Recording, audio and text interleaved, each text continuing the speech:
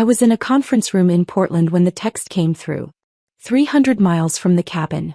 7 years since I'd bought it with my inheritance from Mom's side of the family. The grandmother who'd left me everything because she knew exactly what Dad and Lisa would do with money. The cabin sat at 6,200 feet, surrounded by old-growth pine. I'd spent 18 months renovating it myself. Rebuilt the deck. Replaced the roof. Installed solar panels and a backup generator. It was my fortress. My exit strategy. The place I went when the world got too loud. And apparently Lisa had just sold it. I stared at Maya's text. Chen, my college roommate. The person who'd held my hair back sophomore year when I had food poisoning. The person who'd proofread every paper I wrote because I proofread her architecture thesis. We'd lost touch after graduation. Life, distance, careers. But I'd heard through mutual friends she'd become an escrow officer in Bend, Oregon. Right where my cabin was. My hands started shaking. I texted back, "What property? What signature?" 3 dots appeared immediately. Then, Mountain Pine Estates, Lot 47. $890,000 sale. Closing Friday. Your sister listed it.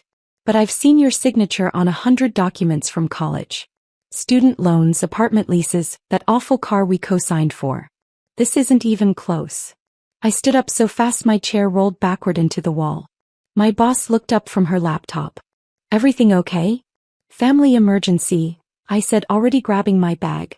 "I need to leave. Now." The drive to Bend took 4 hours. I spent the first hour calling my bank, my attorney, the county recorder's office. The second hour pulling up every document I had on my phone. The original deed, the property tax receipts, the insurance policy. The third hour trying to understand how Lisa had pulled this off. The fourth hour I spent remembering. Lisa was 34. 3 years older than me. She'd always been Dad's favorite. The one who laughed at his jokes, who never questioned his decisions, who stayed close to home while I went to college 2 states away.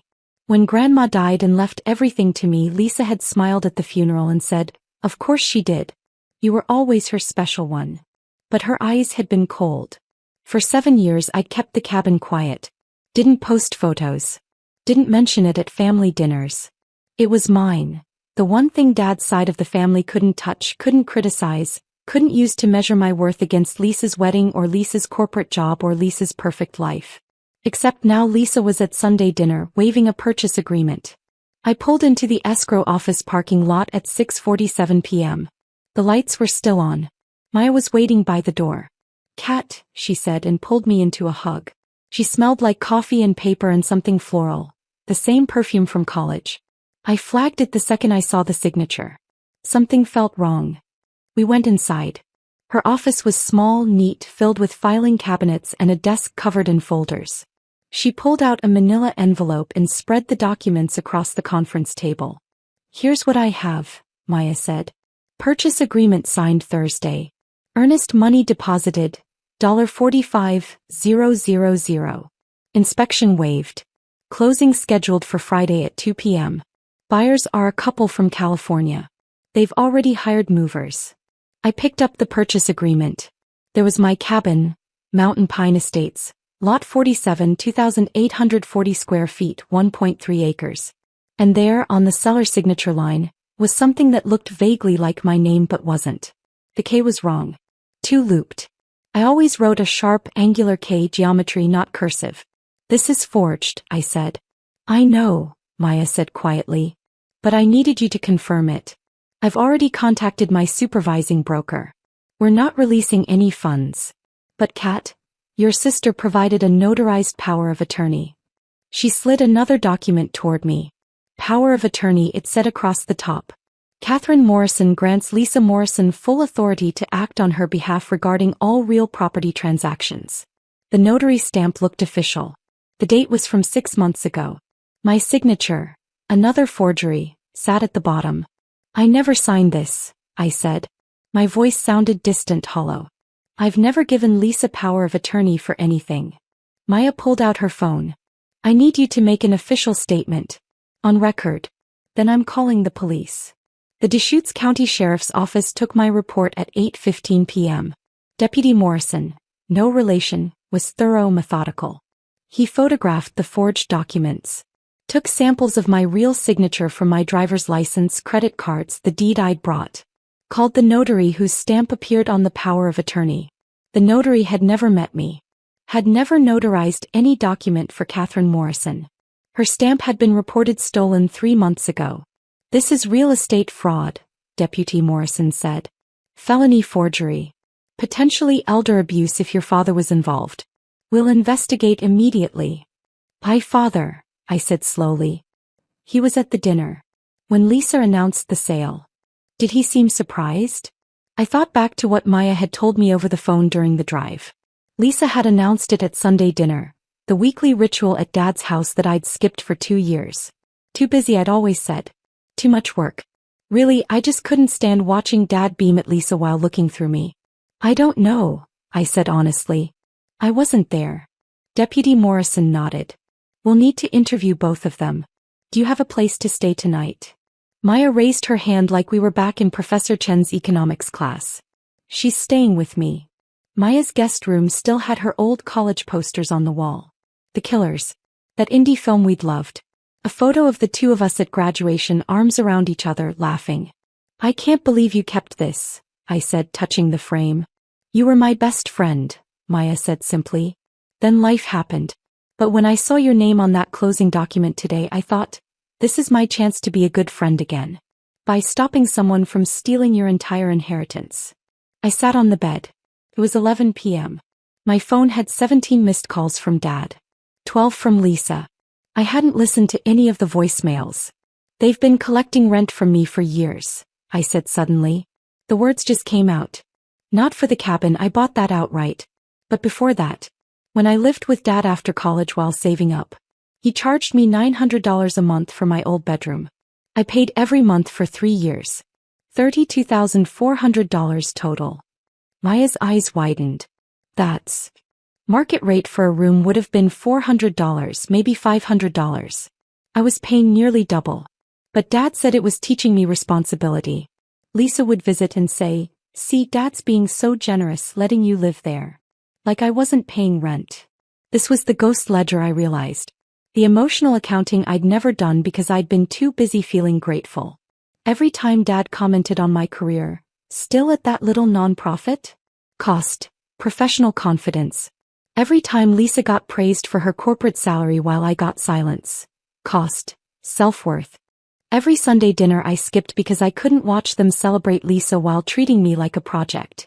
Cost. 7 years of family. They made you feel like a burden, Maya said softly, while profiting from you.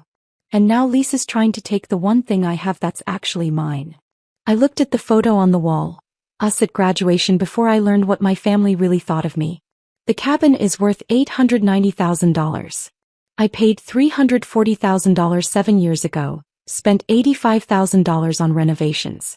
If this sale had gone through, I'd have lost everything. And Lisa would have walked away with the money. Maya sat beside me. But it didn't go through. Because I know what your signature looks like. Because I remember you practicing it in the library, trying to make it look professional for job applications. You saved my entire future, I said. You would have done the same for me, Maya said. You did do the same for me. Remember when my ex tried to put bills in my name? You spent 6 hours on the phone with creditors fighting for me. I'd forgotten that. Sophomore year. Maya's terrible boyfriend. That's what real family does, Maya added. Friday morning, 9 a.m. Maya and I walked into the escrow office together. The buyers, Mark and Jennifer Chen, no relation, were already there with their real estate agent. Where's the seller? Jennifer asked, looking around nervously. The seller is here, I said, stepping forward. I'm Catherine Morrison. I own Mountain Pine Estates, Lot 47. And this sale is fraudulent. The room went silent. Mark's face drained of color. What? But we've paid earnest money. We've hired movers. We gave notice at our apartment. I'm sorry, I said, and I meant it. But my sister forged my signature and tried to sell my property without my knowledge or consent. The police are investigating. The sale cannot proceed.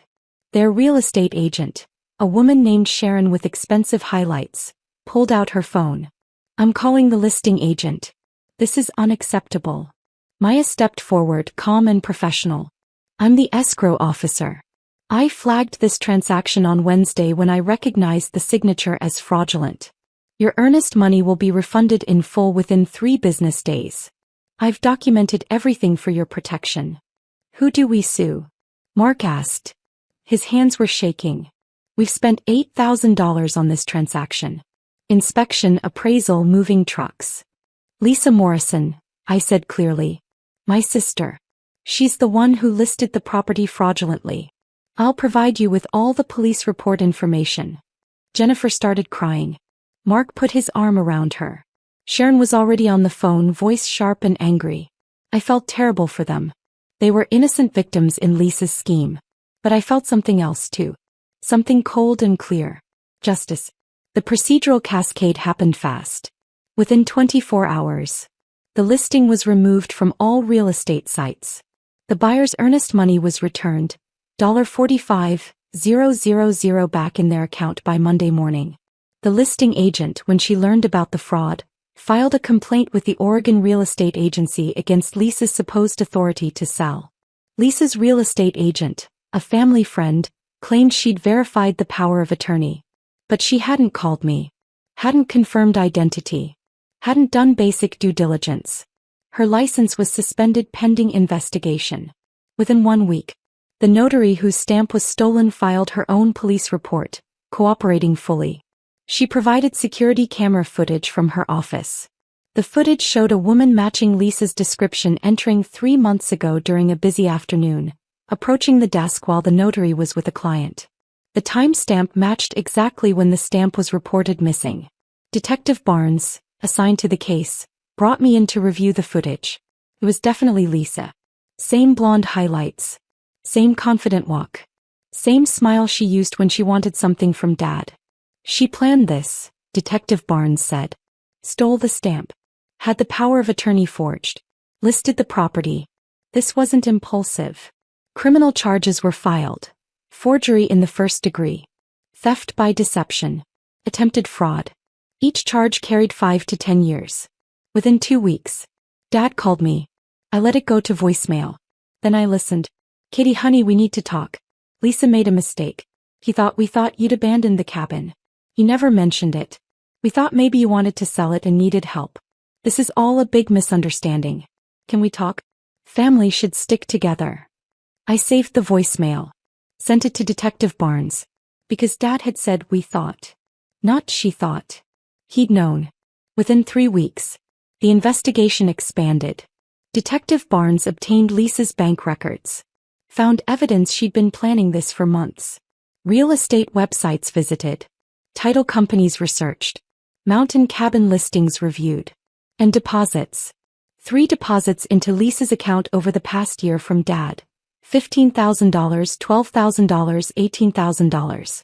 When questioned, Dad claimed they were gifts. But Detective Barnes found text messages on Dad's phone, seized with a warrant, discussing the cabin plan and splitting the proceeds. Dad was charged as an accessory. Conspiracy to commit fraud. Within 1 month, Lisa's attorney negotiated a plea deal. She'd plead guilty to felony forgery and attempted fraud. She'd serve 18 months minimum, pay full restitution to the buyers for their losses, $8,000, and pay me damages for emotional distress, $50,000. She'd also be placed on probation for 5 years after release. Dad's attorney was still negotiating. But the text messages were damning.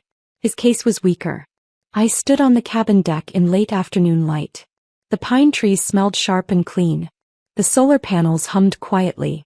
Below, the valley stretched out in layers of green and gold. Maya had driven up with me. We'd spent the weekend here, the first time I'd brought anyone to the cabin in years. This is why she wanted it, Maya said, looking out at the view. This is worth more than money. She never asked to visit, I said. Not once in 7 years. She didn't want the cabin. She wanted to take something from me. Maya leaned against the railing. Can I ask you something? Why didn't you tell your family about this place? I thought about it. Really thought. Because I knew, I said finally. I knew that if they found out, they'd find a way to take it. To diminish it.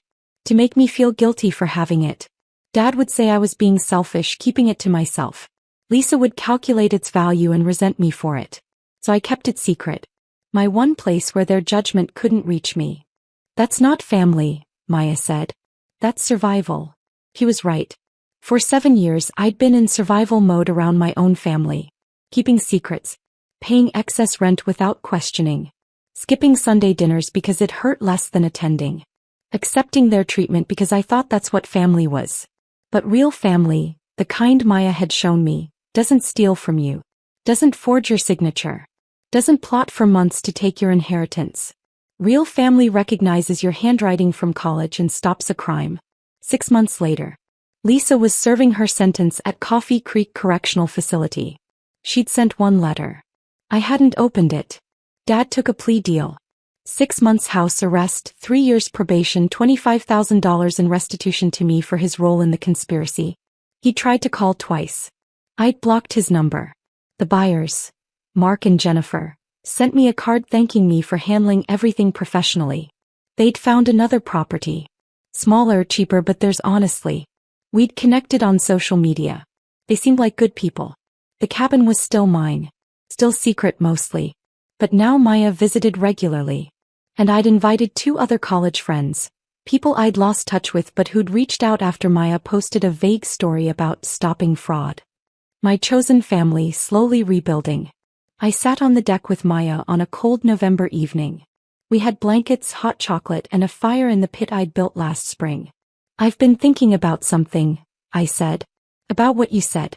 That I would have done the same for you. You would have, Maya said simply. I spent 7 years thinking I was alone, I said. That I had to handle everything by myself. Keep secrets. Build walls. But I wasn't alone. I just forgot to look for the right people. Maya smiled. We were always here. We just needed you to remember we existed.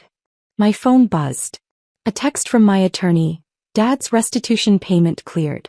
$25,000 in your account. Case officially closed. I looked at the number. $25,000. It was something. But it wasn't what I'd lost.